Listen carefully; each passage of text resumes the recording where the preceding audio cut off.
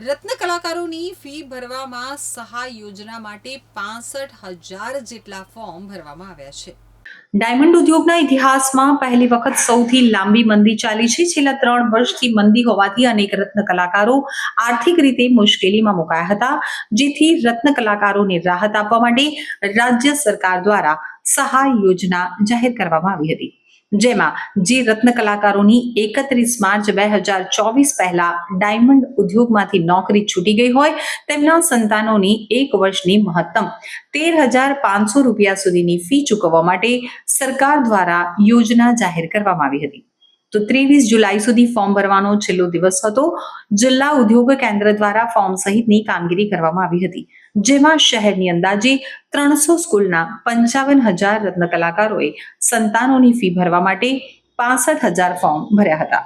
તો ગુરુવારે ફોર્મ ભરવાનો છેલ્લો દિવસ હોવાથી હવે ફોર્મ સ્વીકારાશે નહીં, તો અપેક્ષા કરતા વધુ ફોર્મ છે ઉદ્યોગ કેન્દ્ર ગ્રાન્ટ માંગશે।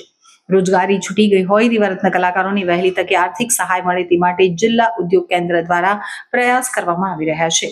અપેક્ષા કરતા વધારે ફોર્મ ભરાયા છે, જેને લઈ અને જિલ્લા ઉદ્યોગ કેન્દ્ર દ્વારા રાજ્ય સરકાર પાસે ગ્રાન્ટ માંગવામાં આવશે। તમામ ફોર્મમાં ભલામણ પત્ર મેળવવા હવે જિલ્લા ઉદ્યોગ કેન્દ્ર ફોર્મને સુરત ડાયમંડ એસોસિએશનમાં મોકલશે, જેના માટે ઉદ્યોગ કેન્દ્ર ડાયમંડ એસોસિએશનને સ્ટાફ પણ ફાળવશે।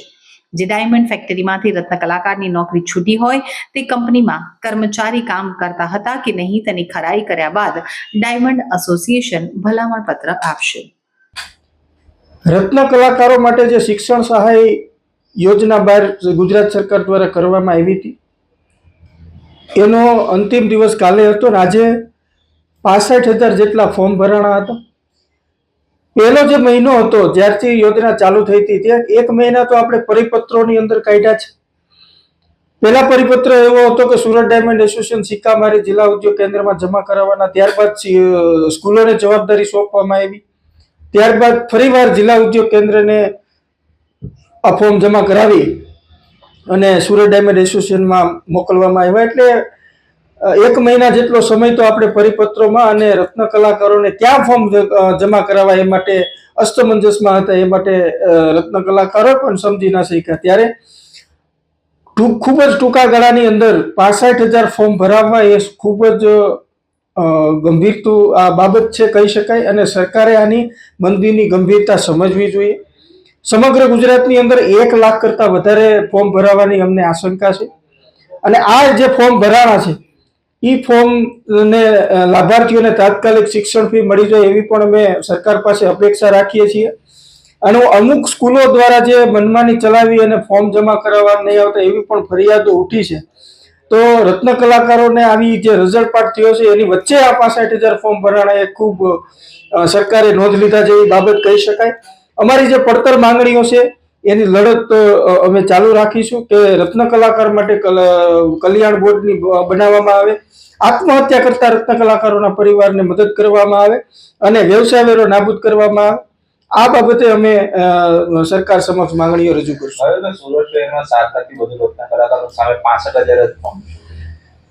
એમાં એ જ કહેવા માંગીશ કે સમયગાળો ઓછો હતો અને સરકાર રત્ન કલાકારો અસમંજસમાં હતા કે ફોર્મ ક્યાં જમા કરાવવા, અને જે સ્થિતિ હતી કે અમુક સ્કૂલો પોતાની મનમાની કરતી હતી, જે સરકારી ગાઈડલાઇન્સ આપી હતી કે સ્કૂલોએ ફોર્મ જમા કરી જિલ્લા ઉદ્યોગ કેન્દ્રમાં મોકલવા, તો અમુક સ્કૂલો એની પોતાની મનમાનીથી છેલ્લે રજૂઆત કરવા છતાં પણ અમુક સ્કૂલોએ આ ગાઈડલાઇન્સનું પાલન ન કર્યું, એ અસ્તમંજસ અને ખૂબ જ ટૂંકો ગાળાની અંદર આ 65,000 ફોર્મ ભરાવા એટલે ગંભીરતા, મંદીની ગંભીરતા સુરતને કેટલી અસર કરે છે, ગુજરાતના આર્થિક ઉદ્યોગને કેટલી અસર કરે છે સમજવાની બાબત છે।